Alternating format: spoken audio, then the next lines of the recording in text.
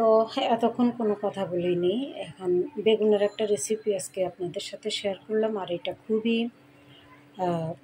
Yummy একটা tasty একটা item. এটা নাস্তা আইটেম হিসাবে খাওয়া যায়। তো আমি যে বেসনটা গুলিয়েছিলাম, এখানে চালের গুঁড়া, বেসন এবং লবণ, আদা রসুন বাটা, তারপরে মরিচের গুঁড়া এগুলো দিয়ে এবং ক্রিস্পি থাকার জন্য আমি বেকিং সোডা ইউজ করেছি।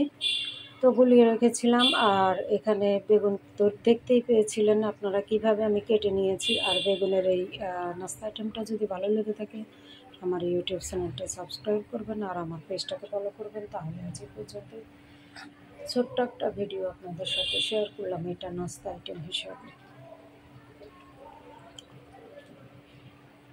আমি জানি না আপনাদের কাছে কেমন লেগেছে, কিন্তু আমার কাছে তো ইয়াম্মি। তো